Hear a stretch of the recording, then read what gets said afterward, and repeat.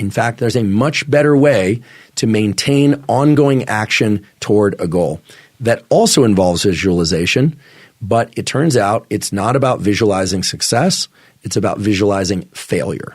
The Balcetis lab and other labs have looked at whether or not people make progress toward goals of different types, whether or not they're thinking about the goal, they're thinking about that goal line and what they want to achieve, that long-term goal and all the wonderful things associated with it, or whether or not they're thinking about all the ways in which they could fail en route to that goal.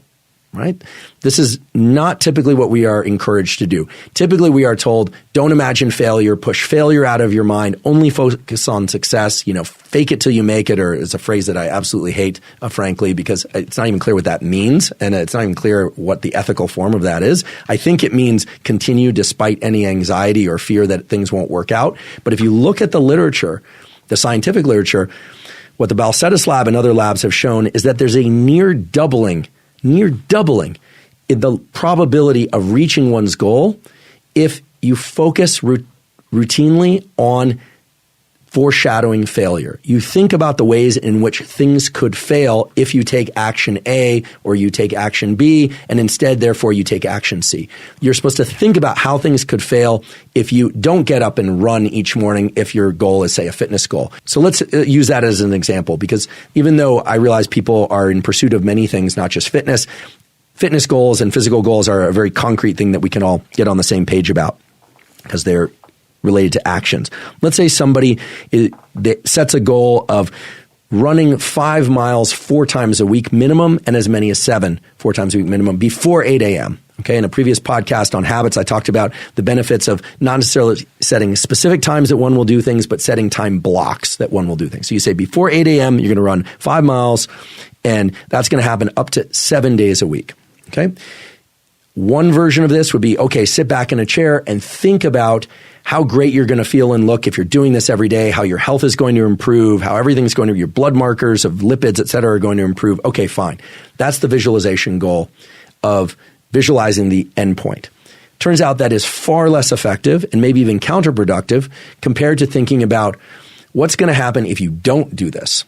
The negative health outcomes that are going to occur, the disappointment you're going to have in yourself, the fact that you're going to wait until 7:30. That's not long enough for many people to run 5 miles. You go to put it on your shoes, it's going to be pouring rain or even hailing or snowing outside, and now you're not going outside unless you're somebody who's particularly motivated to do that. Okay, so foreshadowing failure turns out to be the best way to motivate toward goal pursuit. In fact, as I mentioned before, there's a near doubling in the likelihood that people will reach goals of any kind when they're constantly thinking about how bad it's going to be if they fail.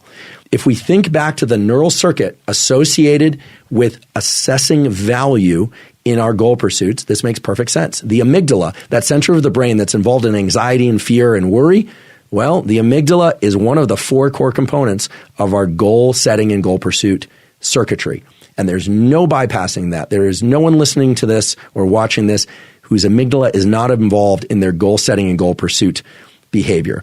And so while I'd love to be able to tell you that all you should think about is rainbows and puppies and all the wonderful, rewarding things that are going to happen when you achieve your goals, the truth is you should be thinking mainly about how bad it's really going to get if you don't do it, how disappointed in yourself you're going to feel, how it will negatively impact you, if not in the immediate term, in the long term, if indeed your goal is to reach your goal.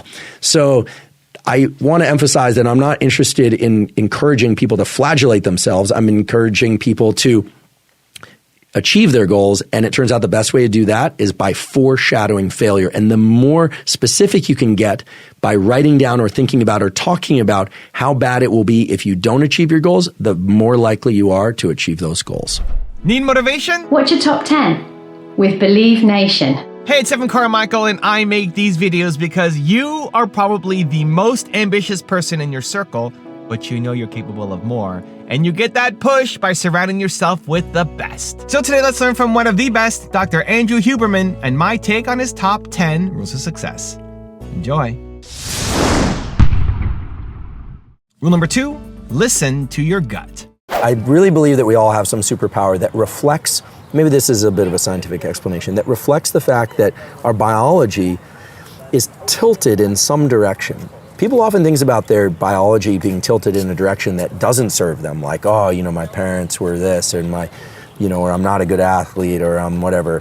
But it's also tilted in the direction of something really special. So like when I was a kid of that age, I was fascinated by animals. I was just like and so had I learned to listen to that more, I used to hide my interest in animals because I thought it was kind of it wasn't cool. Like I didn't play the guitar in college, I didn't surf. I always like I can tell you all these facts about mustelids and ferrets, like what good is that? But but I think that kind of leaning, that kind of tilt towards like that's me, like you resonate with something. And I'm not the first to say this. I think Robert Greene also said this. Like adults will often remember back to a time where they interacted with something. Sometimes it's an object or sometimes it's an experience. And it just felt so good, like it kind of drew you in. I would tell your young listeners and viewers to really pay attention to that. It can seem almost trivial, like it's rarely about the thing you're looking at or the thing you're doing, but sometimes it's the sensation of running. Sometimes it's the sensation of seeing something or hearing something, because there's a hint there, and it's not really about what you're looking at or you're doing. It's that feeling. Like that feeling is your compass. Like that's your true north, because that's the feeling you want to get to find, the mate for your life, the partner for your life, the career track. And over time, you're going to pivot, right? I mean, you're not going to get it on the first try. My story of science started there. It told me right there. I felt it in that conversation with my dad, and then my compass was all over the place and spinning, and eventually it's come back. I found it, but get in touch with that feeling. And if this seems at all abstract, I would do it as an experiment. I would sit in a chair and I would think about something you don't like really don't like, and I would pay attention to what that feels like in your mind and in your body. I'm not a very somatic person. I'm not somebody who feels stuff at the level of the body. I've always felt like my emotions were in my head. So when people talk about their emotions in their other places, I'm just I don't get it. But I would encourage them to think about that, and then I would encourage them to think about something they really like. It could be roller coasters, could be music, could be, get specific and to get in touch with that feeling. And that feeling is your guide. Yeah. That feeling is your compass, because the nervous system, it's not mystical. The nervous system will orient toward the things that it's best equipped to do. It really will. And animals do this naturally. My bulldog Costello never tries to be a different kind of dog. He never fetched once. First time I threw the ball, he walked to the ball, he sat down with the ball, he destroyed the ball, because that's what bulldogs do. Throw it to a retriever, they bring it back, because the brain of the retriever is wired to feel good by retrieving. Yeah. And the brain of the bulldog is good to feel good by being horizontal and pulling on things they like to tug. So I think humans, we're similar enough, but we're different in the sense that you have something installed in you that feels right.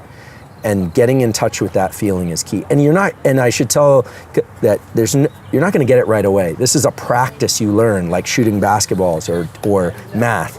You do it over and over but if you get started young at 8 or 9, oh my goodness, great. And if you do it when you're 12, or even if you're 60 and you do this, you'll find that pretty soon you start steering in these directions. And I do believe it's a nervous, it's a neural, there's a real physical substrate for this. It's not mysticism. Rule number 3, expand your vision. Both those things, breathing and vision, also run in reverse, meaning if we change our pattern of breathing, we change our inner state. If our state changes, our breathing changes. So it's reciprocal. It's bidirectional. Likewise with vision, when we are excited or stressed, the aperture of our visual window shrinks. We get that soda straw view of the world. When we are relaxed, the aperture of our vision expands. But as well, it runs in both directions. If we expand our view of the world, literally force our visual field, or it's very easy actually. You can do it no matter where you are right now. If you just try and expand your visual field, not by looking around or moving your head or eyes, but by trying to see yourself in the environment that you're in. So you literally dilate your view so you could see the ceiling and the floor and the walls if you're inside, or if you're outdoors, seeing as big an aperture of your visual field or your visual environment as possible. So you're directing your attention to, even though you might remain looking straight ahead, you're just directing your attention to as wide a peripheral view, horizontally and vertically as possible. Is that what you mean? That's right. Exactly. So essentially, if you keep your head and eyes mostly stationary, you don't have to be, rigid about rock steady. But if you look forward and you expand your field of view, so you kind of relax your eyes so that you can see as much of your environment around you as possible to the point where you can see yourself in that environment. What you do is you are turning off the attentional and, believe it or not, the stress mechanisms that drive your internal state towards stress. This is why when you go to a vista or you view a horizon, it's very relaxing because you naturally go into panoramic vision.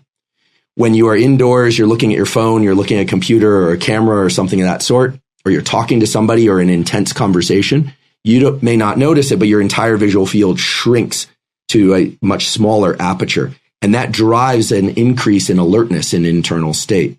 And we sometimes call that stress if it's a negative experience.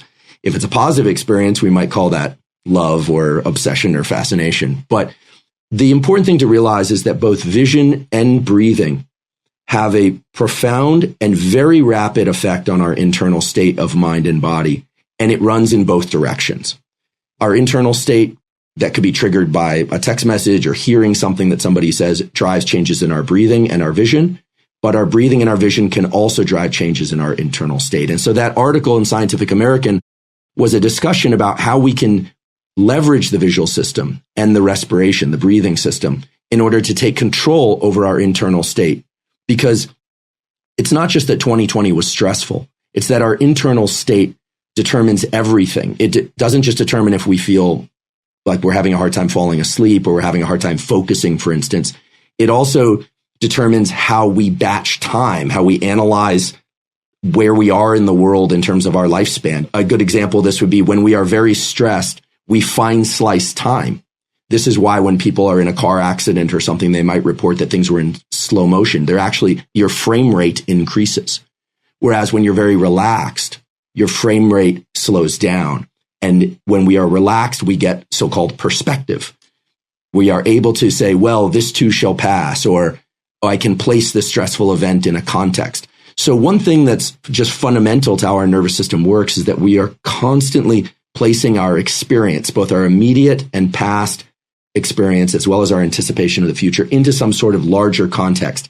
And our visual system, literally how we are viewing the world at that moment, dictates how we create perspective in terms of states of mind. Sounds a little bit abstract, but it's actually, It boils right down to optics of the eye and very concrete things like how you move your eyes and how you view the world. Rule number 4, control your dopamine. How do you get motivated? Well, one way to do that is if you are good at subjectively attaching dopamine to the pursuit, just knowing, okay, I really am hungry for this. I'm going to tell myself that, making it 1% of the way is a success, and I'm going to keep going and I'm going to keep ratcheting on. And that's great if you can do that. But for people that can't do that, understanding this relationship with the pleasure-pain balance can be more powerful. Just understanding the more friction and pain that you experience, the greater the dopamine reward you will get later. And that serves as its own amplifier of the whole process of pursuing more dopamine.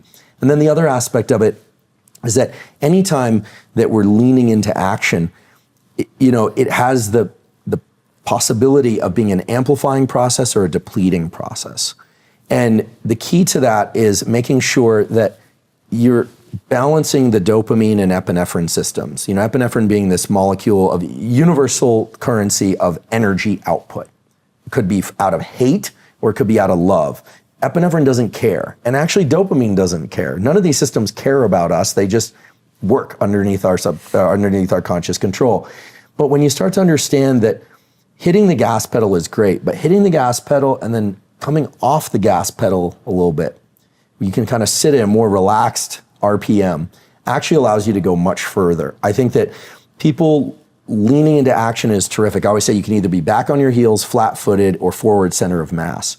The best situation is actually to be right upright, but just know that you can be forward center of mass at any point.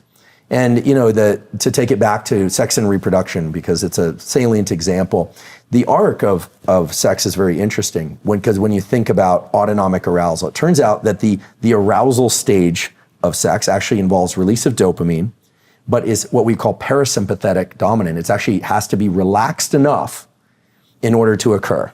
Okay, everyone can read between the lines on this. Orgasm is actually I don't want to say full blown. It is a sympathetic nervous system driven response. It's identical to the stress system. It's driven by the same neural circuits as stress. That's so weird. And then what comes afterward? The parasympathetic system goes back up again. It's that deep relaxation. So why do I say this? Not to talk about sex to be, to serve as a highlighter, but rather our species arrived here because of this dance between arousal and relaxation, And one thing we can say for sure about every human being that's alive now is that their parents, at least once, mastered this dance of relaxed and excited, but not too excited, then really excited, and then relaxed. That dance was mastered by all of our parents, and that's what delivered us here to some extent. And so what this means is that all the neural circuits from the ones that led to our conception to the ones that lead to us pursuing goals have this balance. It's almost like a seesaw, right? There's activation and calm, and it's that dynamic process that's important to master in every endeavor. So we use sex as an example, but in pursuit of goals, you have to learn how to pursue short-term goals, and like the goals within the day, make a cup of coffee, and long-term goals. And when I said dopamine is what's setting your time perception, it's an interval timer. What you're saying is, it's like the 2 marshmallow experiment done at Stanford, defer the dopamine, and actually, if you can, turn the waiting into the dopamine, and then you can extend out the reward for, waiting for the second marshmallow 15 minutes later, et cetera, et cetera. And there are many, many examples of this in the psychology and neuroscience literature. And I would say finally, in 2020, we finally as a field got a clear idea of how dopamine is really working. Because before it was all about work, dopamine hit, right? Sex gives you a dopamine hit. The internet gives you a dopamine hit. What we didn't realize is that repeated engagement with these things leads to dopamine depletion, and that the pain and pleasure balance is always at work.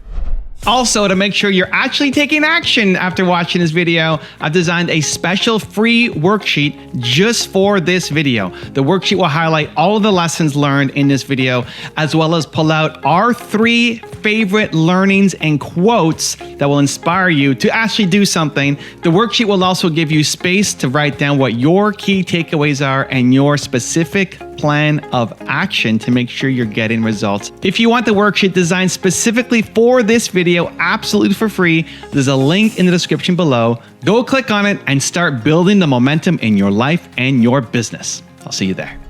Rule number 5, be optimistic. That beliefs are attached to a set of rewards. Interesting. So now the dopamine system is exceedingly powerful because dopamine is a kind of a dumb molecule. It has no brain of its own. It's just a molecule, right? It's just a chemical. But when dopamine is released in our brain, first of all, it tends to orient us towards goals in the outside environment. It's the molecule not just of reward, but of motivation.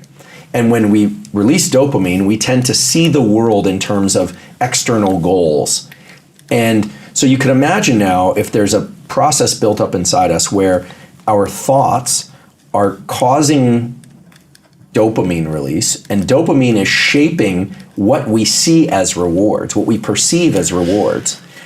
That can be wonderful or terrible, depending on how that's harnessed. So let me understand this.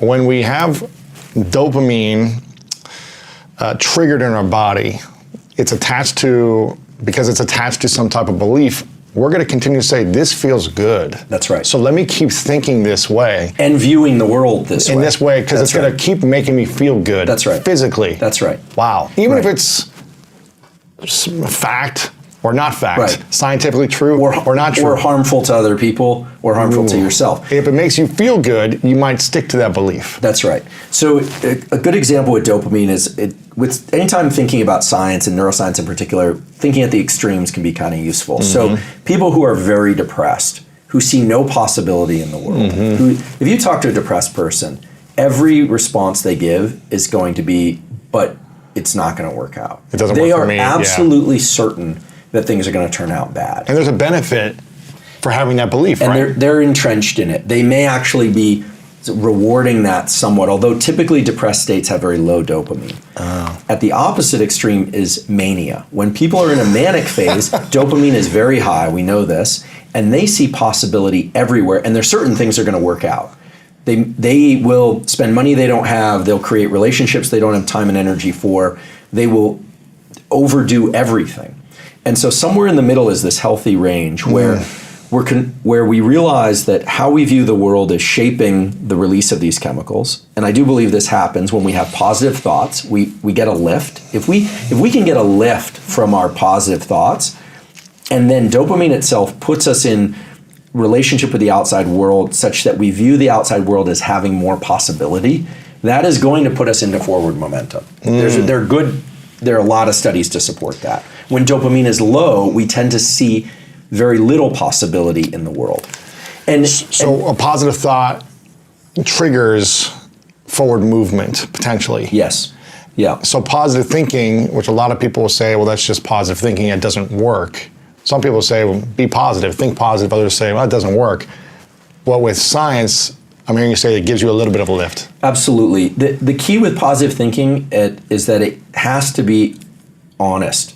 It can't be, I've already won, I don't have an Olympic gold medal. If I could tell myself I'm going to get one tomorrow, but I just don't have the skills. Mm-hmm. So that's not going to release dopamine in my system. How do you know it's honest if you're in a depressed state and you don't believe that you are actually better off than where you're at? The key is to attach so one thing to understand is that dopamine release in the brain is always subjective.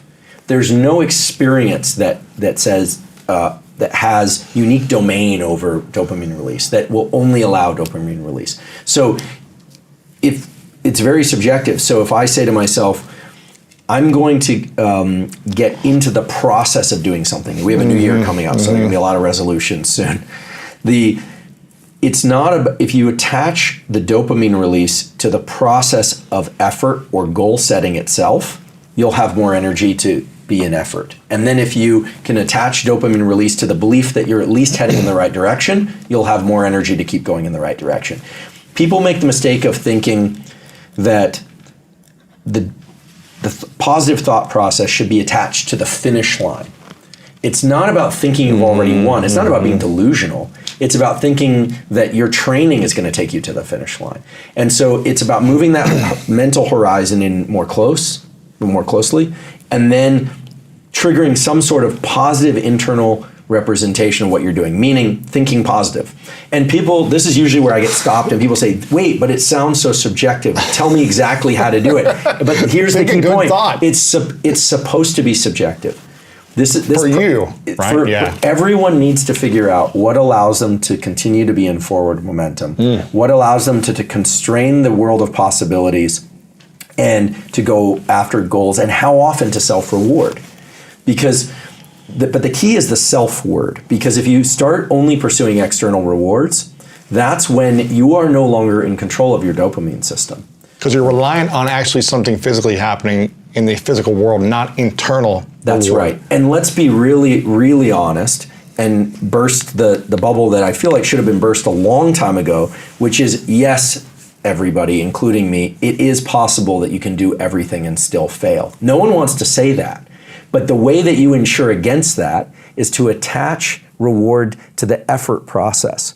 Because the dopamine molecule creates a sense of certainty, and you're not trying to create certainty about the final outcome. You're trying to create certainty only about the next outcome that's en route to the final outcome. The next action outcome. So you want to think about milestones. Yes. And so people set out with, I'm gonna write the great American novel, or I'm going to get the IPO. And of course, that's you need to have a sense of what the finish line would actually look like.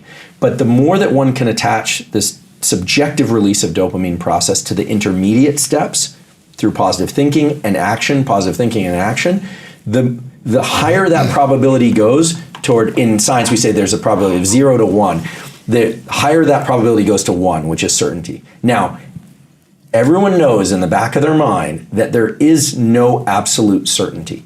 When I hear about, athletes or fighters, I was certain I was going to win. We all know that there's a 0.00000 doubt in everybody. Right. 0.00, whatever that is. Now, for some people, they might be able to push that number way, way out. But certainty about outcome is actually a form of delusion.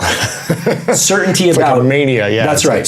That's right. You see this in mania, and that's why people start engaging in behaviors that aren't good. Fixated on this is going to happen. That's right. The silver lining in this is that when you create certainty about outcomes, you know you can control. You take over this neurobiological system, and you create almost certainty that you will complete the process to the end goal perfectly. Rule number 6, balance pain and pleasure. Understanding that pain and pleasure are in this really dynamic balance can also help us, which in the following way. Any pain that you feel, the longer day, the less sleep, the kind of agony that things aren't working, that power outlet doesn't work, or the internet is slow, whatever it is, the amount of pleasure that you will eventually experience is directly related, to how much pain you experience. So we know this from actually what nowadays would be considered quite barbaric and unethical experiments where they would give people electrical shocks and they would measure their response. And then they'd say, we're going to increase it. Eventually they get to the point where a shock that was previously very painful actually evokes a sense of pleasure. Now, you couldn't do these experiments anymore. These are not the experiments I do in my lab. These are older experiments. But for instance, and this has been discussed in scientific research papers, giving somebody a 10-minute ice bath, for instance, or even a 3-minute ice bath, or a 1-minute ice bath is quite painful. But there was a study from the University of Prague, European Journal of Physiology, showed that after a painful ice bath stimulus, the amount of dopamine release goes up for 2.5 hours to 250% above baseline. And that's not because the ice bath itself evokes dopamine release. A lot of people think, cold water evokes dopamine release. No, pain evokes dopamine release after the pain is over.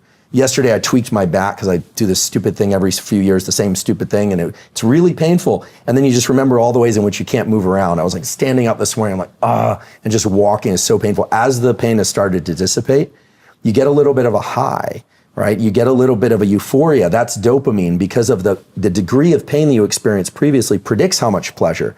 So when you start a company down in the dregs and you're shoveling again, that's beautiful because that means that the win that you achieve is going to be as good or greater than the one you had previously, in your case with Quest. And so we go back to this example of the person that's not motivated, that can't get off the couch, that doesn't want to do anything. Well, this is the problem. Remember the rat experiment? They are effectively the rat with no dopamine, but they can still achieve some sense of pleasure by consuming excess calories, by consuming social media. And look, I'm not judging, I do this stuff too, right? Scrolling social media. If you've ever scrolled social media and you're like, I don't even know why I'm doing this. It doesn't really feel that good. And I can remember a time where you'd see something that was just so cool, or you'd see something online. I remember this when TED Talks first came out. I was like, this is amazing. These are some, at least some of them are really smart people sharing really cool insights. And then now that there are like a gazillion TED Talks, I remember spending a winter in my office when I was a junior professor, cleaning my office finally, and binging TED Talks in the background, thinking this is a good use of my time. Pretty soon, they all sucked to me. I was like, this isn't good. So what you need to do is stop watching TED Talks for a while, wait, and then they become interesting again. And that's this pain-pleasure balance. And so for people that aren't feeling motivated, the problem is they're not motivated, but they're getting just enough or excess sustenance. So they're getting the little mild hits of opioid, it becomes an opioid system. And if you think about the opioid drugs as opposed to dopaminergic drugs make people rabid for everything. Drugs of abuse like cocaine and amphetamine make people incredibly outward directed. Right? They hardly notice anything except what they want more of, more. It's bad because those drugs trigger so much dopamine release that they become the reward. It's very circular. Only the drug can give that much dopamine. Nothing they could pursue would give them as much dopamine as the drug itself. So there's that. And then there's the kind of opioid-like effects of constantly indulging oneself with social media or with video games or with with food or with anything to the point where it no longer evokes the motivation and craving. And this is really the new evolution of the understanding of dopamine in neuroscience, which is that dopamine itself is not the reward. It's the buildup to the reward. And the reward has more of a kind of opioid bliss-like property, which itself is not bad if it's endogenous, released from within. But when we can just sit there like the rat with no dopamine, gorging ourselves with pleasures, so to speak, what you end up with is somebody that feels really unmotivated, and those pleasures no longer work to tickle those feel-good circuits. And so there's no reason for them to go out and pursue anything. And that's a pretty dark picture. So the keys are to pursue rewards, but understand that the pursuit is actually the reward if you want to have repeated wins, okay? The celebration has to be less than the pursuit. And that's hard for some people to do. It's got to be that your celebration is slightly less dopaminergic. It can be very reflective. You can be in gratitude. Those are other neurotransmitter systems, but you don't want to be on that high as you celebrate the win. You want to be trickling out your dopamine regularly until you pursue things. Rule number 7, avoid distractions. Previously, I told you that it's great to foreshadow failure, that's a great way to get your system into a state of activation. I also told you that you want to set goals that are challenging but possible. And again, here I'm paraphrasing from the work of Emily Balcetis. I want to be very clear. There are a few other things that one can do in order to bias the likelihood that you will succeed in trying to achieve your goals. First of all, limit your options. Trying to pursue too many goals at once can definitely be counterproductive. Now, I realize that life is complicated. We all have multiple goals that we're trying to pursue. But if we have particular goals that are important to us, we have to be careful to not get distracted by other goals. And many people run into this problem. So setting 1 or 2 or maybe 3 major goals for a given year is going to be more than enough for most people and is actually going to be challenging for most people. Now, of course, we have daily goals and monthly goals and yearly goals. But if we have big, lofty goals, we need to be careful not to contaminate our mental space and our visual space with too many goals. And why do I say visual goals? Well, what various department stores and supermarkets have discovered is that the greater the number of things in our visual attention, the more that we can draw our attention and our goals off a line of pursuit. What does that mean? Well, let's think about it in the practical context. This has actually been done. Big department stores have figured out that if they stock their shelves chock-a-block with many, many options of food or clothing items or objects or anything like that, people simply buy more stuff. People are very prone to orienting their attention to whatever's in front of them. You put a lot of stuff in front of them, their attention drifts. You put fewer things in front of them, their attention is more narrow. In a later episode, we'll talk about designing a workspace that's optimized on the basis of this. It doesn't mean being in a room with nothing except just your desk and a computer. It doesn't have to be that sparse.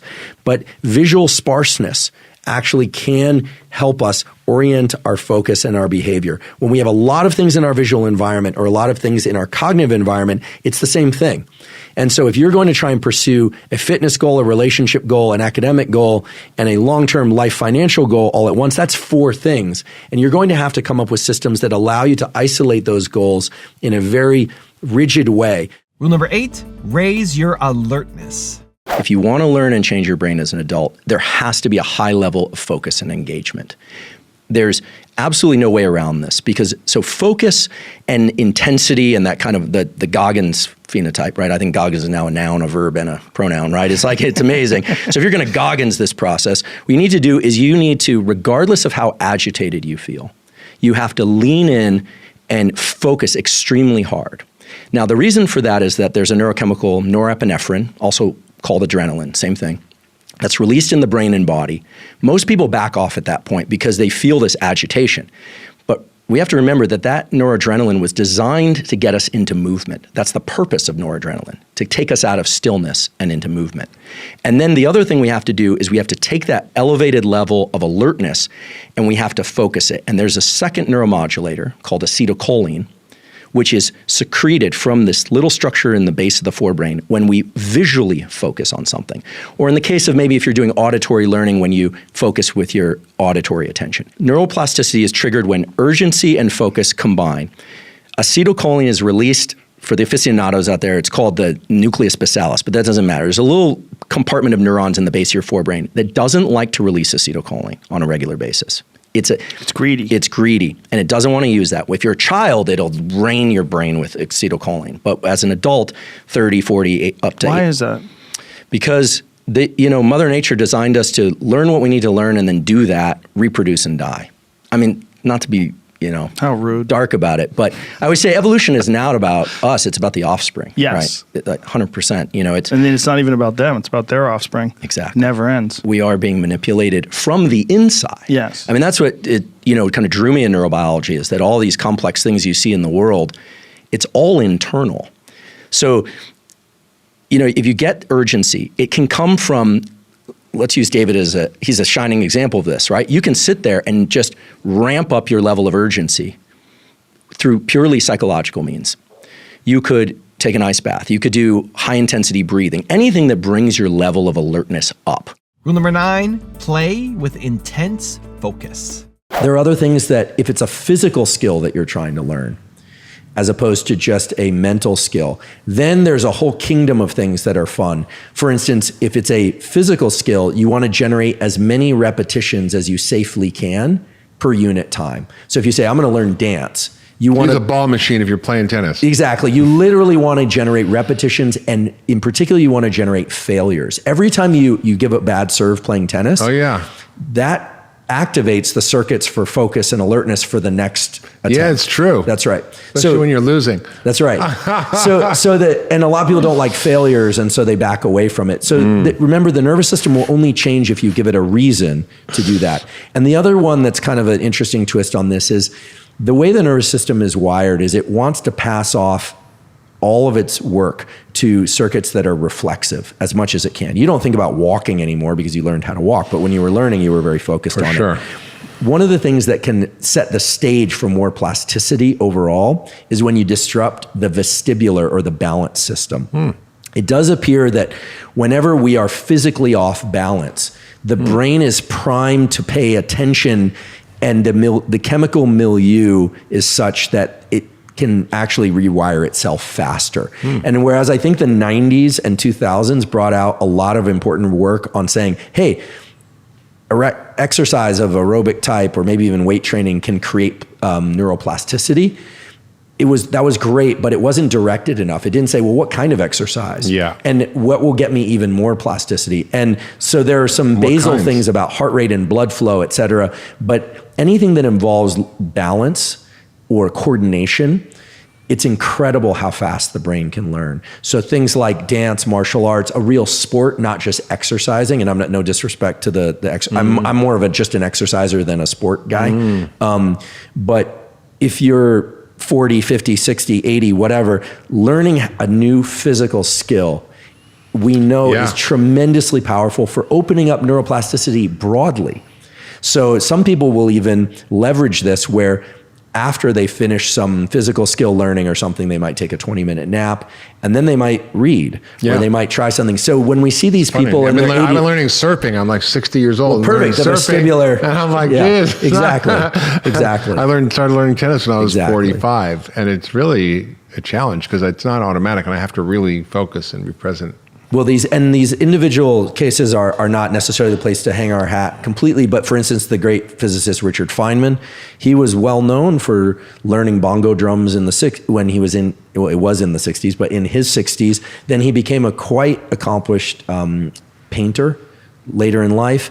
And his whole thing was approach all of these things from a standpoint of play with intense focus. Yeah. And I think the play element is key because the play element keeps the agitation in check.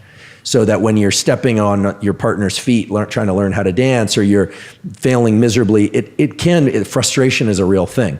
And so I think that the element of playfulness, some people call it beginner's mind, but I think that should be the anchor point to return to. And people that maintain curiosity, or I should say that cultivate curiosity, and that cultivate a sense of play and willingness to take on new vestibular experiences of all things, they show remarkable plasticity into their late life. And I think that it all comes back to this thing that the brain won't change unless something changes in the weather of the brain.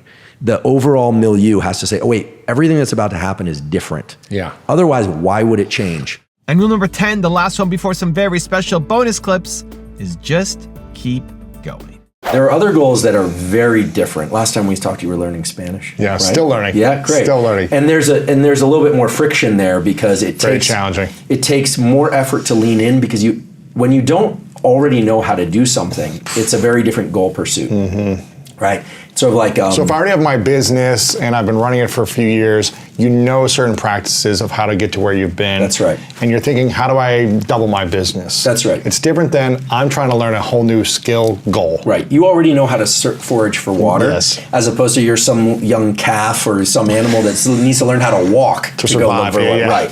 So I think one big goal of the sort that we don't actually have the skill set yet, or we're not even aware of what we need in order to accomplish it per year seems like a pretty good goal to me. So learning an entirely new language or an entirely new physical skill.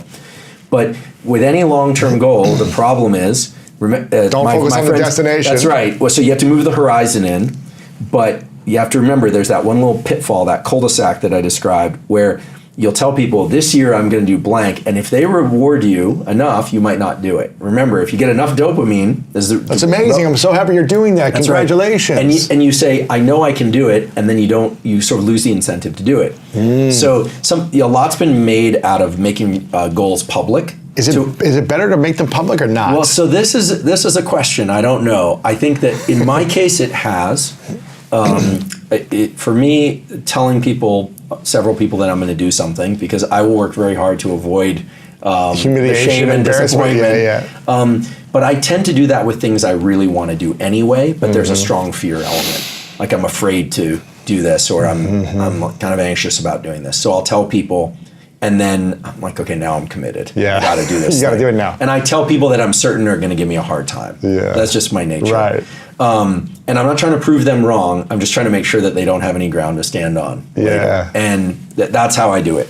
I think for some people, the continuation of what they're already doing, if it's feeling like a lot of work, it's feeling exceedingly challenging, and they're like, oh my God, another year of this, another 5 years of that.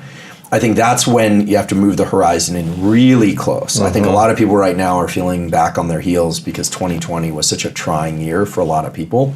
So many people are recalibrating what's possible. Although many people are feeling expansion and they're really going to go forward full steam. So I think continuing in pursuits that we already have some degree of mastery over and thinking about where could I notch that up another 2 or 3%, I think that's incredibly valuable.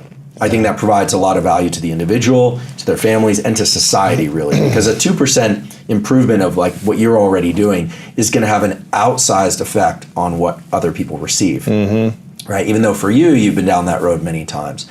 But taking on a new pursuit in parallel to that means really getting excited about the possibility. You give the Jim Carrey example, about the possibility and starting to imagine what that would actually be like to be, well, let's say fluent in Spanish, and you can just do this reflexively without having to try. That's totally within your reach. And I think there it makes sense to really think about the end point quite a lot as a way to get over those barriers of fear. Because when you already know how to do something, there's no fear barrier. Yeah. It's just an energy barrier. Right. But when you don't know how to do something, there's all this sense of clunkiness that is really uncomfortable. Beginner's mind is a painful place. Let's so be honest. hard, man. A lot of people think about it like beginner's mind is such a delightful place to be. So hard. The friction, the amount of energy to build momentum is so challenging in the beginning. Well, this is where play becomes very important. You need because, play. The great physicist, Richard Feynman was also famous, in addition to being a physics phenom, for having this sense of play. He learned to bongo drum late in life. He became an artist late in life, and he had this lightness and this kind of joyful way to approach things. Humor at oneself is incredibly powerful. Now we know the chemical basis for that. Laughing at oneself is often the best way to move forward. Really? Yeah, because I do this, well, maybe I'm biased, but I do this all the time. I'll just laugh at myself for how worked up I can get about the fact that a file won't load or something like that. And I just laugh. It's crazy. And all of a sudden I have the energy to do it. So what does that do for our brain when we laugh at ourselves? But there's probably a difference between laughing at ourselves or something like that versus making fun of something that's a bad habit, like always not shaming ourselves. Not shaming ourselves. Yeah, like, because I'm 200 pounds overweight. Let me laugh at myself. Because shame is kind of written into like who we are. It's not about what we're doing. It has this element of like who we are. You know, guilt is sort of more about, I forget who said this, but it wasn't me first. I just want to be clear. I recognize it wasn't me first. Guilt is sort of more about what we did. You know, shame is like an identity thing. But laughing at ourselves. Yeah, like laughing at ourselves, like how ridiculous the human mind can be. I mean, let's face it, as brilliant as the nervous system and our minds and our bodies can be, they make a lot of mistakes. Yes. And we are a fallible species. We're not a perfect species, and perfection should never be the goal. Can a person make it so they never get depressed? They never react to their perception, their people's actions towards them, where they never get to a state of, I don't feel good, I'm feeling more depressed, I'm in a dark place now, I'm stuck in this place. Is there a way that we could ever defend ourselves against negative stressors, negative emotions? Or are we just, do we need them as well to have contrast in life? Well, there's sort of two views on this. I'll reveal mine after I sort of explain the two views. One is that these states, I guess I'm automatically calling things like depression a state of mind and body. So when I say a state of mind, I mean brain and body. Because your body is really feeling, it's like the brain is connected to the body. Right. And so if you're saying internally the thought of like, I'm depressed, or I don't feel good, or I'm sad, or I'm lonely, or I'm not good enough, the body's going to react. Is that what I'm understanding? Absolutely. Like the body's going to manifest what the mind is telling you. Absolutely. The thought, the idea, you're going to be like, I'm sad, I'm not good enough, you're going to shrink. Right. Is that right? That's right. I mean, there are really two forms of depression. Sometimes they're intermixed, but one is anxiety-associated depression. And you, if you've ever experienced it, or for anyone that's experienced it, they feel agitation in their body. And their mind races, but in their body. So the body is recruited. There are also depressive states that people feel very fatigued and exhausted. It's an overwhelm. And they also experience that in their body. The idea of getting out of bed in the morning is hard. Motivating to exercise, doing the sorts of things that we know are powerful for pushing back on depression.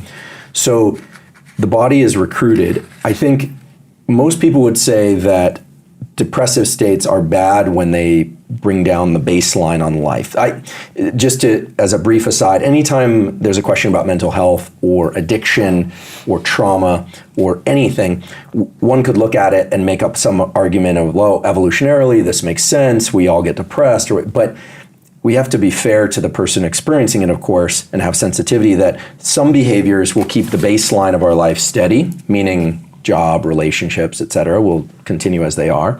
Other activities will tend to improve the baseline on our life. Job, activities, relationship, etc., will improve. And then there's some things like heroin, which does very quickly, we can predict that very quickly the baseline on life is going to creep down regardless of who that person is, right? So people say, can you get addicted to water? Well, maybe, but I have to drink a lot of water before the baseline of my life starts to go down. So it just feels uncomfortable. That's it's right. It's like, man, I'm so bloated exactly. all day. Right. So we tend to throw around things like addiction and depression a little loosely. So I think that it's fair to say that depression is wired into us as a possible state that we could all fall into, but that it's very important, in my opinion, that humans have tools to remove themselves from that state, of course, to avoid tragedies like suicide, but also because when the baseline on someone's life goes down far enough, they find it increasingly hard to do the sorts of things that are going to get them out of depression. So you or I could say... So they stay in that state of depression because that's right. It's too hard to go work out. It's too hard to change my habit of eating healthier, so I'm going to stay... I'm going to keep eating ice cream, which is going to make my body, depressed. That's right. Right? If I keep eating bad foods, if I keep staying up till 4 a.m., if I keep staying in a toxic relationship, I'm going to feel depressed. That's right. And eventually, because of this very inseparable relationship between the brain and body, eventually what happens is that because the brain controls the body, but also the body can control the brain, people lose the ability to intervene in this depressive process. So you or I could say, look, if someone who's depressed, what they need to do is get up early, get some light in their eyes, get some movement. I know you put this information out there, which I love, because those tips are grounded in, they're not even tips, they're really tools. And they're very powerful because they're grounded in excellent science. You get that dopamine release early in the day that's antidepressive. You time your sleep better when you get sun in your eyes, and you get movement early in the day. For most people, that's accessible, and they absolutely should be doing it. Everyone should be doing that. But for people who are far enough down that path of depression, because the body and the mind have this relationship that's so close, there is a crossover point where they really can't do those activities. Because they're so far deep in the depression? The body won't do what they decide to do. And so, now I'm not trying to give anyone a pass, because ultimately we are all responsible for our own mental health. Certainly adults more than kids, but we're all responsible for our own mental health, and only we can direct our own brain changes. That's the stinger. Once we're 25 years and older, we are the only ones that can change our brain. And we can talk about neuroplasticity if you like, but the depressed person has to take responsibility for their behavior. But this is why it's so important to catch this brain-body relationship early and build routines that keep one out of depression. So that was a long path back to answer your question succinctly, I hope, which is we can stay out of depression, but we have to keep depression at bay by doing things regularly. There is something called adrenal insufficiency syndrome, which is a real medical phenomenon where the adrenals are incapable of making these cortisol and adrenal hormones. But the truth is that you have enough adrenaline and cortisol in your body to last 2 lifetimes and 25 famines. I mean, we were built with a lot of robustness, right? This explains, the David Goggins of the world. We all do have that greater capacity that people talk about. The stress is very misunderstood because people think of stress as this ancient carryover that's very unfortunate. It kind of gets lumped with depression, like, oh, this is just a flaw in our design or something. But actually, stress is wonderful. It actually activates our immune system. So anytime you liberate adrenaline into your bloodstream, you also protect yourself against infection of bacteria and viruses. Because if you think about it, if we had to gather food and we didn't have it, and we had to then pack up and migrate long distances, you can't afford to get sick. And this is why people who work, and then rest, they usually get sick when they finally stop and rest. Really? Yeah, it's like the post-finals phenomenon in university, or after the season for a game, or the caretakers thing where you're taking care of somebody who's ill and you're just work, or taking care of young children, and then you finally stop to rest, you go on vacation, and you get slammed with an illness. Why is that? Because you're being in your comfort zone now? Or because stress turned off. And adrenaline, so that the stress response recruits the immune organs of the body to release killer T cells. In fact, Wim Hof breathing, I know you're familiar with Wim, of doing 20 or 30 deep inhales and exhales, and also combined with some breath hold type work, exhale, hold, inhale, hold, is known to stimulate adrenaline release. And one of the better papers that's out there, scientific peer-reviewed papers, is a study published in the Proceedings of the National Academy of Sciences where they brought in 2 groups. One group did Wim Hof breathing. The other group did just mindful meditation. Both groups were injected with E. coli. This is crazy. Right? It's crazy. Right? It's crazy. The meditators got fever, diarrhea, and vomiting.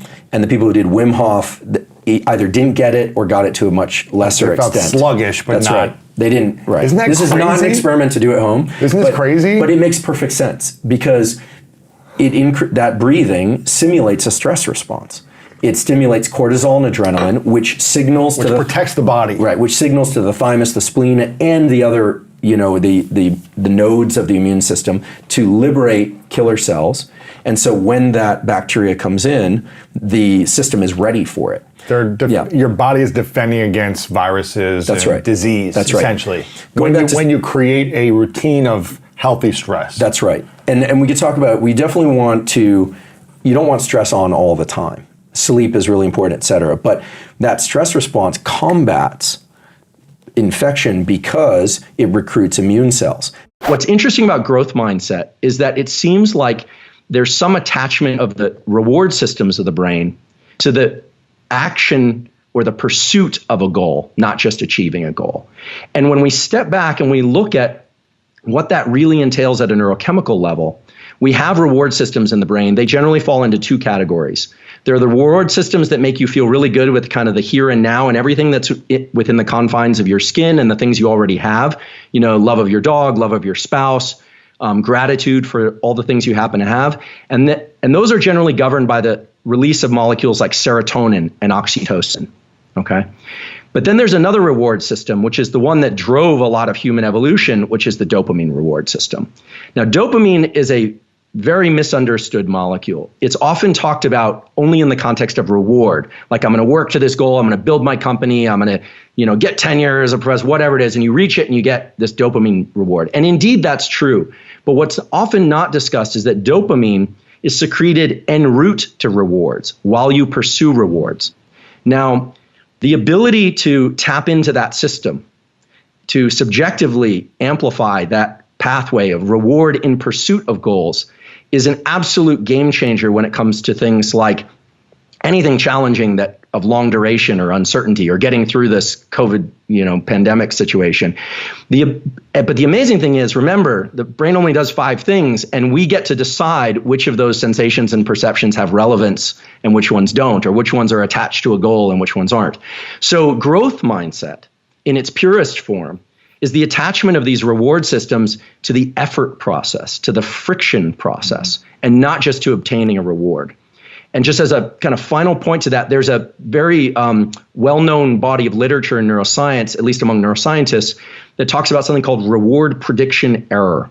And it says, if you can dose the dopamine subjectively as you go through the pursuit of something, and then have a lot of dopamine when you reach that thing, it's very likely that you're going to reinforce that circuit. There will be neural plasticity, and that circuit will become stronger. So the next time you will revisit those sets of behaviors. The opposite can happen too, where you're in real anticipation of something. This is going to be great. This is going to be great. This is going to be great. And then you reach that goal and it's kind of underwhelming. And that generally triggers this circuit that I referred to earlier, this kind of disappointment or pro-depressive circuit. So dopamine is involved in reward, but it's also involved in the pursuit of rewards. And so as you reach a milestone, or as you tell yourself, I'm on the right track, this friction I'm feeling, this late night, this early morning, this hard conversation with somebody that doesn't feel good, I'm going to tell myself this is for a larger purpose. That's that subjective insertion, that abstraction that we were talking about earlier. And when you start releasing dopamine to those kinds of things, there's essentially no limit on the number of things you can do or the energy to do them. So just as a last point about dopamine, when we're in effort, we're always secreting adrenaline. We're always in pursuit, and it's draining. It's tiring. Dopamine has this beautiful capacity to buffer adrenaline. And you know this, you've experienced this before, because if you've ever been working really, really hard, maybe your team is depleted, everything's just a mess, and somebody cracks a joke, and all of a sudden, in an instant, it's like everything's reframed. That couldn't have been hormonal. Hormones work on the schedule of like hours to days to weeks. It had to be neurochemical. It absolutely had to be neurochemical, and that neurochemical is dopamine. I didn't have the power of concentration. I hadn't read all the good books that gun high school students read growing up. I had to learn how to speak properly. I learned how to learn how to think properly, and really learn how to commit to something that was very linear and at times was very painful. And I went to some pretty extreme things. I actually used to set a timer, and I wouldn't allow myself to get out of the chair until the timer went off. Right. So, and I would experience extreme agitation. But over time, I got pretty good, and now I can do long stints of work without any breaks.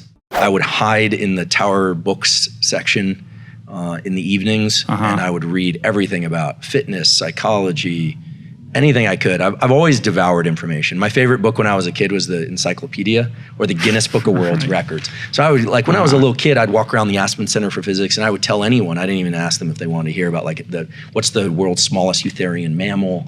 I would it could tell you all these facts that were kind of meaningless at the time, but I've always been fascinated by the inventory of different animals on the planet and their different behaviors. And so, yeah, voracious reader, and still now.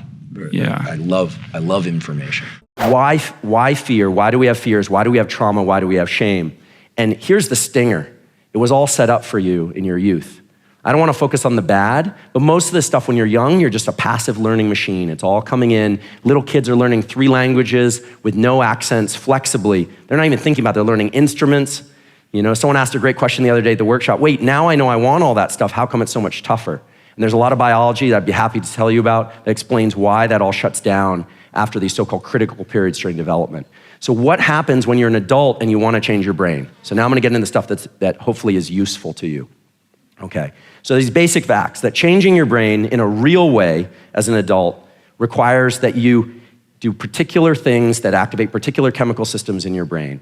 So how do you do that, right? I could tell you all about the chemicals and I will tell you a little bit about them, but how do you do it? Okay, so this is a right here, right now, urgent situation, car wreck. It's terrible. You could imagine any other trauma in its place. When that happens, a little area in the base of the brain, the name isn't important, but if you care, it's called nucleus basalis, does its job, which is it's an alert system. It puts all its attention on right here, right now, get everybody safe. It's your alert system. And it has this effect of dumping out a certain chemical called acetylcholine at specific locations in the brain that are paired with that experience. And forever, that experience will be traumatic unless something else is done. Okay? So there's some nuance and some details to this, but that pretty much summarizes it. It's been replicated many, many times in dozens of studies. You can pair pretty much any experience with stimulation of nucleus basalis, this thing in the base of the brain, and that experience will be mapped or remapped in your brain as an adult. And that's remarkable. It's also exciting because then someone like me says, well, then how do I change my experience? How do I change the meaning of what happens? How do I change something from traumatic to positive? The good news is nucleus basalis is just a slave to whatever is exciting, traumatic. It likes emotion. It likes peaks and lows. And so if acetylcholine is released, that means you can massively change your brain at that moment with whatever's paired with it. And so when you get into a peak state here and you're jumping up and down, or in a really low state and you're thinking how miserable something is, you have to be really careful because those are the things that you're wiring in, all right? So you can move to a state like this about driving later if you form enough associations with driving to really eliminate, to override the fear, you need to create a positive experience in its place. So how do you do that? So I'm gonna tell you that the way to do that is not to think too hard and to not verbalize things too much. And this is coming from someone who spent 25 years, 3 times a week on a couch, letting subconscious things geyser up. And that's where I really learned that it was really the things that you don't realize that have the potential to have the most impact. But this power of emotion, the ability to couple really strong emotions with things, is so useful if you want to change your brain for the better. And the way you do that is clear in the physical space. We all know this story. There are many news cases like this. Woman's child stuck under car, superhuman strength. We heard a lot of amazing stories about desperation. JJ's story was one of desperation. She's like, no, I'm not gonna accept failure because failure in the case she was describing was potentially the death of her child. So desperation is a strong one and it's motivated by fear.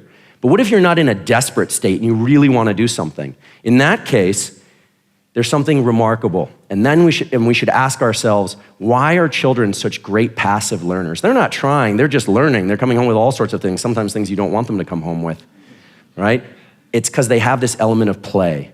And what is play? Play isn't just movement, although it includes movement. It's giving things everything you've got, but keeping it in perspective. It's that sweet spot of enjoying life and trying really, really hard at it at the same time. It's essentially what we all strive for. And there are these incredible cases throughout history. Famous scientists, because I grew up in a house where people, revered scientists like Richard Feynman, Nobel Prize winner. He's most famous for bongo drumming naked on the roof of Caltech.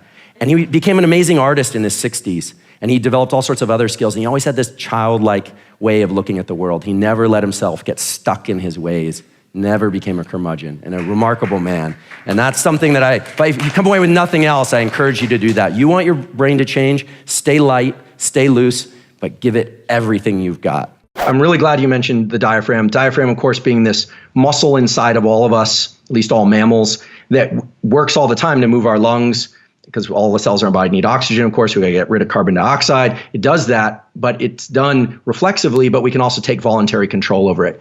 I wanna just mention about the diaphragm, why it's so important for these state changes, is that a lot of people talk about the vagus nerve and all this stuff. The vagus and these connections between the brain and this vagus nerve or the gut, it's what gets activated when you're really full and you eat a big meal and you feel relaxed. Those are great, but it's very slow. The diaphragm is skeletal muscle, just like your bicep, just like your tricep, just like your quadricep. It is the only internal organ except maybe a couple muscles in your throat, that are actually skeletal muscle, meaning it was designed to be voluntarily moved. And the diaphragm isn't just designed to move your lungs, it also sends a signal through the so-called phrenic nerve back to the brain to inform your brain about the status of your body. So when you breathe fast deliberately, the reason you feel kind of an elevated sense of alertness is because, yeah, there are chemicals secreted, but mostly because the phrenic nerve is firing off. It's telling you, hey, the body's moving. We're really running now, even though you're stationary in a chair if you're doing breathing. Or if you're breathing very slowly and rhythmically, right? Box type breathing or, slow breathing. Your diaphragm is telling your brain, hey, we're calm, we're good. And you calm down very quickly on the order of seconds. And so once you start tapping into this, you start realizing, okay, movement of the body was designed to inform the brain of where to be, not just the brain telling the body. And how does the body communicate with the brain? Through the phrenic nerve from the diaphragm. So my lab is really pursuing two questions, and this is still being worked out. So I just want to highlight that it's still in progress. But certain patterns of breathing will calm you very much like entering a hypnotic state. And so you have a subset of neurons in your brainstem that are responsible for sighing. You have a subset of neurons in your brainstem responsible for coughing, subset of neurons responsible for laughter, and a subset of neurons in your brainstem for sighing. This was a paper published in Nature. This is a real thing. These neurons are every so often, and your dog does this too, you inhale twice and then you exhale long. Now that double inhale, best done through the nose on the inhales and then long exhale through the mouth, activates these sigh neurons that trigger the so-called calming reflex, the parasympathetic arm of the nervous system. So we have a hardwired mechanism, a set of neurons, connection to the diaphragm, and back again from the diaphragm to the brain that was designed to activate calm. And when people ask me, how should I breathe to calm myself down? I always say double inhale through the nose followed by exhales. 2 or 3 of those will reset your autonomic nervous system faster than any other mechanism we're aware of, because it's really capitalizing on a set of neural circuits. Now, once you're calm, you say, well, how do I get into plasticity states? There you want to go the other direction. That's going to be inhaling a lot more than you exhale. You're going to be driving in more oxygen than you are breathing out, generally carbon dioxide. And that will lead to states that are kind of more elevated. This is typical of things like Tumo breathing, Wim Hof breathing, Kundalini breathing. And when people enter those states, their whole world changes because it shuts off the frontal cortex. This is why sometimes people pass out or they feel like they want to get up and move. You get some odd behavior when you're doing this kind of thing. So the key is, if you want to access states of heightened plasticity, let's say you want to learn faster, or you want to be more, you want to bring more out of some physical training that you're doing. The key is to apply those principles. First, you need to focus. You need to bring yourself to that heightened state of alertness. You can breathe to do that. So this would be super oxygenated breathing. Then you want to drop into a state of calm. And you do that by a couple, maybe 2 or 3 rounds of inhale, inhale, exhale, inhale, inhale, exhale. And then now your brain is in a state, we believe, this is still again being worked out in labs like mine and David's, that then you're in a state for heightened learning, because you're in a state where neurochemicals like acetylcholine are going to be at levels that are higher than they typically would be. Things like noradrenaline, slightly higher than they typically would be, but not in a discombobulated way, in a very regulated way. And the cool thing is you're regulating them. So you could argue, earlier we were talking about subjective emotions and thoughts and all these things, but one thing that's absolutely concrete is breathing. I always think of physical exercise, movement, writing, whatever, singing, dancing, talking. Those are physical actions in the universe. Then you have thoughts, and somewhere in between those is controlling your respiration. Once you can control everything that's within the confines of your skull and skin, once you can really control that relationship, that brain-body relationship, you start to realize that relationship is a lot like any other relationship to forward action. It's just all happening within the confines of my body. So it's heightened states of focus followed by states of relaxation that are going to prime your nervous system for learning and plasticity, just like hypnosis. Hashtag growth mindset is one of the most popular hashtags in social media, but most people don't actually know what it means. And again, this is Carol Dweck's discovery, not mine. It was discovered in a group of kids that were doing math problems or other kinds of puzzles that they knew they couldn't get right, but they enjoyed doing them and they perform exceedingly well on lots of sorts of tests of that sort. when there is the right answer, of course. And so what they do is they're wired for effort. They're wired for the puzzle, not for the solution. And when I say puzzle, I don't mean the noun puzzle. I mean the verb for being puzzled. It for them feels good. And so we need to think, if we're talking about the nervous system and we want to make it actionable for high performance, whether or not it's in business or sport or otherwise, we want to think in terms of processes, not events, and verbs, not nouns. So growth mindset as a verb, as an action item, reward as a verb, not just as you're going to just pat yourself on the back. Like it's what you internalize. It's a process. That's how the neural circuits that underlie reward get stronger. And the beauty of the brain is that you have this thing of neuroplasticity, which is its ability to change itself throughout the whole lifespan. And the more you practice this, the better you get at it. And it does not mean you're walking around talking delusionally about how great life is when everything is terrible. It means you might even be very stoic. You might be, hopefully you're very rational, but you have the energy to continue to push forward. Dopamine is not just about reward. It's one of the biggest misconceptions. Dopamine is about motivation and drive. It's like a jet that propels you along a path. How do we get more dopamine? You practice subjectively releasing dopamine in your mind. Like how? Okay, so that's a great question. First of all, there are ways you can get more dopamine release through thoughts or through drugs or through supplements. I want to be really clear. There are two drugs actually that will cause massive release of dopamine. They're called cocaine and methamphetamine. The problem That's what gets us addicted because it feels so good. The problem is cocaine and methamphetamine stimulate so much dopamine release that the drug becomes the only source. It becomes the goal and the path. It becomes the path and the destination.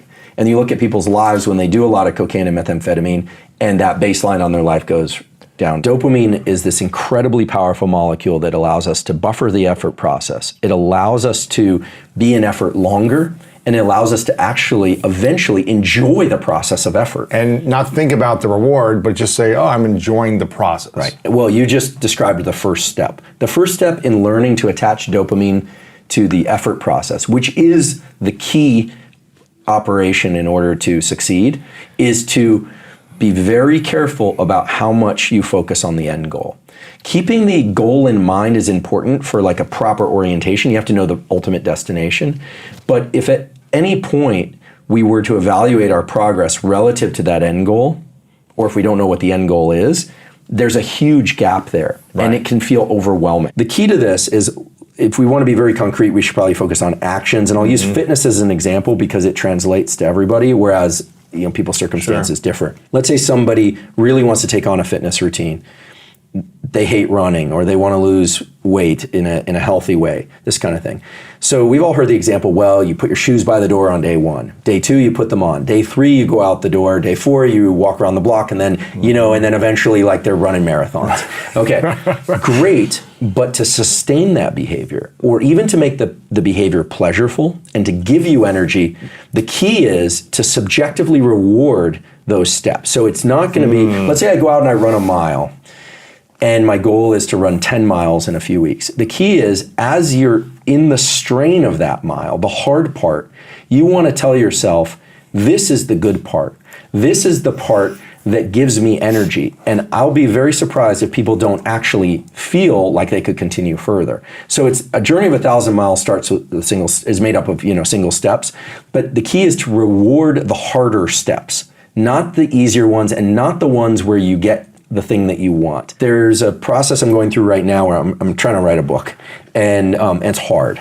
And I was told that the harder it is, the better I'm probably doing it. And I was like, great. And my editor's ready to kill me, and because I'm slow, and I know, and I'm a very slow person. I drive people crazy. I'm like glacially slow because science is slow, and I like to get things right. You don't want to rush it. Yeah. I like to get things right, but I'm very proud of the fact that everything we've published, I can stand behind. It was the best we could do with the tools at the time, and I just know that when I look back on a writing career or a scientific career, I want to be able to say, every journal we put it in was rock solid. Everything was rock solid. We had fun doing it, the relationship. So I go slow. Yeah. But as a consequence, what I'm finding is There are a lot of interferences these days. I think social media is great. I teach neuroscience on social media because I think it's important to do public education. But it's a distraction too. But it's incredible. And it's incredible how much time and energy it can take. So what I've started doing now is I turn off my phone and I lock it in a safe. And I experience extreme anxiety. Right? It's so weird. Why is that? Is it because it gives you so much dopamine that when you're not having it? Well, this is scary because I actually think, brief anecdote, on the weekend I was driving, there's a kid that I mentor, and I picked up my phone and I was texting while I was driving. And he said to me, this was really embarrassing for me, he said, I wish you wouldn't text while you drive. And I put it down and I realized, this is crazy. I know that my life and his life is far more important, and the lives of the people around me are far more important than any text message, which means I wasn't doing it rationally. It's just pure reflex at this point. So I don't think I pick up the phone because I don't even know what I'm looking for there anymore. It's just become reflexive. Wow. So for me lately, the longer I can keep that phone in a safe and write on a grant or this book, what I tell myself is the agitation is good. At least I'm not doing that. And then I find that as I start to write and I get into the process, I start feeling good about it. And I'll pause and say, okay, I have control. I have ultimate control over my behavior. I can put that thing away. There might be a nuclear war out there and I'm just doing this anyway. I have control over my thoughts, my feelings, and behavior. So I tell myself that. And then I find I have immense energy and all I want to do is write. And I kind of tunnel into the process. Wow. And I think that sometimes people need to write these things out for themselves so it's really concrete. I think some people are so unskilled at subjective rewards that writing it out is really powerful. So what would you write out for yourself as a subjective reward for this experience? As long as I'm writing, I'm on the right path. As long as I'm not writing, I'm looking at my phone, I'm not on the right path. Because for me, the 2 or 3 things that are most important for my career are writing grants, working on this book manuscript, and writing scientific manuscripts. I mean, there are other things as well. And anything else that you're not doing is holding you back from doing that. That's right. So you need to be focused, center mass forward on doing those things. That's right. So I don't do any jumping around, power poses, things like that. I will use tools to kind of ramp up my dopamine. There are certain songs that are really embedded in my emotional thing that go back to, when I was a, wild, skateboarding punk rock teenager that will get me fired up. And I think there's real utility. That's pure dopamine. There's an interesting process that occurs when people start to realize that rewards are all internal. And what they start to do is they start linking this duration path outcome thing to their internal rewards. And so to put this simply, one of the most powerful things that any person can do is to learn to control this idea of duration path and outcome and attach an internal sense of reward, just that you're doing well, to reward yourself mentally, just say, I'm doing well, I'm actually on the right path. To do that inside of the demands that come from the external world, the more often that we can self-reward some aspect of the process, provided it's in the right direction of what we're trying to achieve, the more energy we're going to have for that, the more focus we're going to have for that. And remember, the reason I say energy, I don't throw that around loosely, is that limiting amount of noradrenaline is constantly being kept at bay. You're literally buffering the quit response. And so when people start realizing that if they set the goals inside of the larger goal and self-reward each one of those, they essentially have an infinite amount of energy to pursue those goals. They have an infinite amount of focus to pursue those goals. You see this most in the special operations community and people that are selected essentially for this process. So one of the things that's been intriguing to me, I have some friends from the SEAL teams, and I don't begin to really understand the real work that they do deployed because I've never done that kind of work. But I've always been intrigued by the selection process, the so-called BUDS process, right? Because carrying logs and getting in cold water and all that, that's not really how the work is. That's really not what the work is about. So the selection process is interesting because everyone shows up fit, motivated, and convinced that they're not going to quit. I mean, I think there might be a couple people that just show up, but everybody is absolutely convinced. And then a very small subset of them make it through. And I'd be willing to bet that the ones that make it through, of course they're gritty and resilient, but they all are essentially, right? So that's necessary but not sufficient, obviously. Otherwise, everyone would make it through. The people that make it through somehow are able to tap into a process. Maybe it's a reward process. Maybe it's through self-punishment. Maybe it's through self-reward in the positive sense. But they're able to control something inside an environment that is not controlled by them. It's controlled by the instructors. And I've always been struck by the fact that in order to get through, you just have to not quit. Remember, people aren't being deselected. They're not saying, get out of here, you're not good enough. People are deciding that for themselves. Right. And so it's interesting because it brings about a real world experiment of people who are quitting. And I believe they're quitting because they can't manage these neurotransmitters.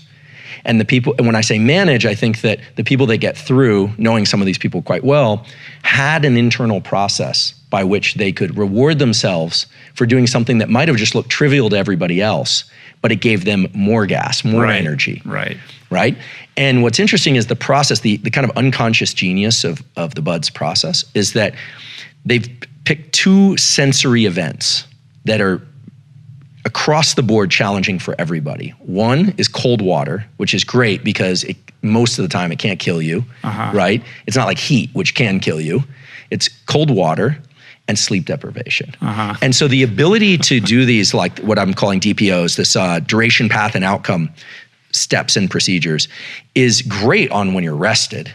When you have well-fed, well-slept, you can do anything. You can be in any hard conversation. You can work through anything. So what they do is they start taking the autonomic nervous system, which is these deep reserves of the nervous system, that when our autonomic nervous system is off, it starts making us pay more attention to how we feel than the demands of the world around us. Remember that basic challenge in the nervous system. And so sleep deprivation is the best way that you can pull somebody down from their ability to analyze duration, path, and outcome and reward themselves. Sleep deprivation is the way in which you essentially pull apart the nervous system and the way that it wants to function, because it's very easy, again, rested, to do all this. But so what they do is they're sleep deprived people, they put them in cold water. They're trying to get them more in touch with the way that they feel inside than what they need to do in response to the external demands. Right. And everyone I know that's made it through that process did it slightly differently, but I'll tell you how they didn't do it. They didn't do it through sheer grit and determination. They did it through attaching a sense of meaning. They did it by slicing the day, or slicing the day into a series of meals that they just needed to get to, and then rewarding themselves for getting to that next milestone. So they don't know, most of them, probably had very low concept of dopamine and norepinephrine, but that's the process. That's also the process I think that allows someone to finish an ultra. I've never run an ultra, but I think that process of self-reward is grit and resilience in a kind of neurochemical definition. Yeah. And I think it's the thing that anybody can tap into. And I think it's so key, because I think people think that it's just so key that people understand, that these circuits are not unique to people who run ultras or people that make it through, stringent filter, special operations command. It's the same thing that it is interesting. Yeah. An ability to control your levels of stress in real time is extremely powerful. It turns out you can do this using physiology and neuroscience. Your breathing can directly impact your heart rate and your level of stress or calm. Here's how it works. When you inhale, your diaphragm moves down. This creates more space in your thoracic cavity, and your heart actually gets a little bit bigger. As a consequence, the rate of blood flow through that larger heart volume slows down. A signal is sent from a group of neurons on your heart called the sinoatrial node. That signal goes up to the brain, and your brain sends a signal to speed the heart up. In other words, inhaling speeds your heart rate up. The opposite is true as well. When you exhale, your diaphragm moves up. Your heart gets a little bit smaller because there's a little bit less space in your thoracic cavity. As a consequence, blood flows more quickly through that smaller volume. The sinoatrial node registers that and sends a signal to your brain, and the brain sends a signal to slow the heart down. So in other words, inhaling speeds your heart rate up, exhaling slows your heart rate down. So if you want to speed up your heart rate and be more alert, inhale more or make those inhales more vigorous, more intense. If you want to calm down, you can do that quickly by making your exhales slightly longer than your inhales or making them more vigorous. This doesn't require any breath work. This is something that you can do in real time. And that's what's called respiratory sinus arrhythmia. That's the technical phrase. It's also the basis of what's called heart rate variability, or HRV. But all you need to remember is inhaling deeper and longer will speed your heart rate up. Exhaling longer and more intensely will slow your heart rate down and will allow you to calm down in real time. I'm a big fan of wellness, and I think it's a great community, but it tends to run in absolutes, and there aren't a lot of operational definitions, as we say in science. And what I love about your questions, you're asking for really getting to the meat of things, asking for the operational definitions. One of the most dangerous ideas in wellness and in popular psychology is that your body hears every thought you have. What a terrible thing to put on people. You know, what a challenging thing. I don't think people should try and suppress their negative thoughts. I think there is great value, however, to introducing positive thought schemes. Now, the reason is not because I think it's just because I think so, but because there's actually a neurochemical basis for controlling stress and actually making stress more tolerable and extending one's ability to be in bouts of effort. And that relates to the dopamine pathway. So the molecule dopamine is a reward. It's released in the brain when you win a game, you close a deal, you meet the love of your life, someone likes your photo, the great love of your life, you complete something.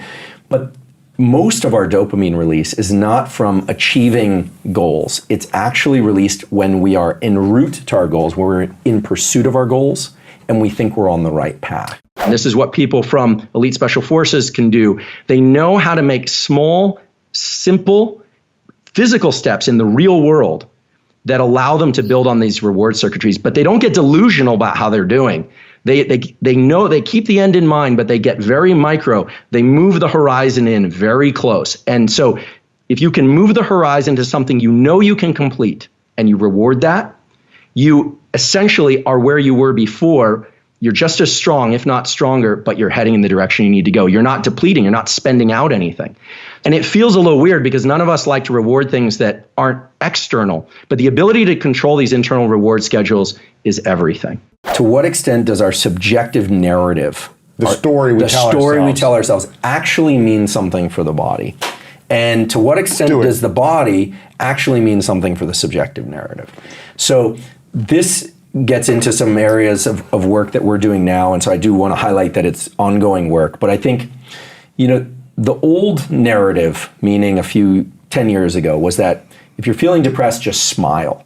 Well, if that worked, right, we would have a lot less depression than we see out there. The reason I call it a brain-body contract early on is that the brain and the body are constantly in dialogue. So, the idea that when we're depressed, we tend to be in more defensive type postures. When we're feeling good, we tend to be in more like relaxed and extended postures. All true. But it does not mean that just by occupying the extended posture that I'm going to completely shift the mind. Right. That's a first step. Think about like two interlocking gears. It's one gear that turns the other, but then they need to kind of dance together before you can get the whole system going. So how do you get it to dance together? Exactly. So there is one way in which subjective thought and deliberate thought is very powerful over states of mind and body. To answer your question, can you think your way out of the ice bath being cold? So a couple things that are important. First of all, just to go a little deeper on what thoughts are. Thoughts happen spontaneously all the time. Mm-hmm. They're popping up like a poorly filtered internet connection. But thoughts can also be deliberately introduced.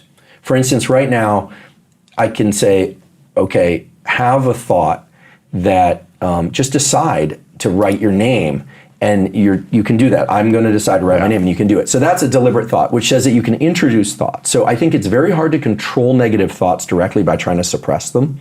Generally, they tend to just want to continue to geyser up all the time. But we can introduce a positive thought. Acetylcholine is the neurochemical that we want to think about anytime we're talking about neural plasticity, and in particular, attention, high attentional states. So everyone knows that the brain is very plastic early in life. So from birth until about age 25, you can learn so much, for better or for worse. I always say the downside is that early in life, you have less control over your life circumstances, but your brain is very plastic. So there's a dark and light to that. Later in life, you have a lot more control generally over your life circumstances, but the brain becomes less plastic. However, we know, based on Nobel Prize winning work and recent work in addition to that, that the neuromodulator acetylcholine is secreted when we pay attention to something very specific. It acts as sort of a spotlight in the brain, making certain synapses, the connections between neurons, more active and more likely to be active again than others. So when you hear that song that you love so much and it moves you and you feel dopamine being pulsed into your body, that's a real thing. You're actually getting dopamine secretion. You've formed that deep association with that. And acetylcholine draws your attention to that. And that song is essentially wired in a very indelible way into your nervous system at multiple. You can probably even with certain songs, you can feel your body start to energize because, of course, the brain through connections with your muscles controls your body. So for things that are traumatic or negative, what we're really talking about is neuroplasticity that's focused on unlearning. And most of the therapies for this, whether or not it's EMDR, eye movement desensitization reprocessing, or it's traditional psychoanalysis and psychotherapy, or it's somatic embodied release, big, Kundalini breathing type, almost all of those are designed to do something, which is to bring the person, or you bring yourself, into a state of heightened alertness, right? You can't do this stuff when you're sort of half asleep. Heightened alertness, and then focusing your attention on the traumatic or negative event. This is the way that it works. And then pairing that with something new. Traditionally this was done with things like NLP or in talk therapy, where people would feel the positive relationship with the therapist. That was kind of the main rationale in association with this very traumatic, sometimes even, shameful type events. And the idea is that you would simultaneously have those two experiences, the negative one and the feeling of safety, and you would rewire those circuitries. I actually believe that can work, but it can take a lot of times. It can take a lot of visits to the therapist, which is not to say it's bad. It's just not everyone has access to those resources. Things like eye movement desensitization reprocessing, simply moving the eyes laterally while recounting these negative events. The woman who devised this figured out that somehow when people recount these traumatic experiences, when they're doing these lateralized eye movements, not vertical eye movements, they somehow separate out the negative emotions. And I thought for years, people would ask me about this stuff, Tom, and I thought this is ridiculous. First of all, I'm a vision scientist and I work on stress. It's like there's no way. And then I really ate my words because 4 papers, 2 in humans, 2 in mice, and then a 5th paper published in Nature, which is kind of our Super Bowl of scientific publishing, showed that these lateralized eye movements quiet the amygdala. They actually suppress activation of this threat detection center in the amygdala. And why would that be true? So this is really where it gets cool. Turns out, because of when the way that we view the visual world when we move through space, when our head moves or when we walk and things flow past us, that these lateralized eye movements are what happens when you move forward in space, when you're walking, when you're moving forward towards something. And that suppresses activation of the amygdala. Now you say, why? Well, okay, so then 2018, my laboratory did an experiment. There was actually a graduate student in my laboratory where we're looking at fear. In this case, we were looking at fear to big looming objects that either trigger freezing or running and hiding. There's a brain area that's in your brain and my brain that mice also have that triggers a third option, not run and hide, not freeze, but forward confrontation. This is the, no, I'm going to fight. I'm going to move forward in the face of adversity. This is the growth mindset. I'm going to lean into friction. And it turns out that this circuit is linked to the dopamine reward pathway. When we move forward in the face of a threat, and obviously we want to do this in healthy, adaptive ways, we suppress activity of the amygdala through physical action of moving forward, and there's a signal sent to the areas of the brain that control dopamine reward. Those reward centers then trigger the release of dopamine to reward forward effort in the face of stress or threat. So when you hear about people saying, look, take some physical action when you're feeling exhausted. Take some forward physical action when you're feeling overwhelmed by this traumatic experience. Now, that could be in the form of a walk. Now, this therapist, she figured out with EMDR, because you can't take people walking around for therapy sessions, she figured out that these lateralized eye movements are what triggers suppression of the amygdala. And it makes perfect sense because the amygdala, this threat detection center in our brain, it doesn't connect to the limbs. So how does it know if you're moving forward? Well, because the eyes are moving. You have these reflexive eye movements that move anytime you're moving through space. So to make this a little more succinct, it's really forward movement, action, pushing yourself across that threshold. not only rewards you, but it suppresses activity of the fear centers in the brain. And these are ancient hardwired mechanisms. These aren't hacks. These are things that Mother Nature installed in us.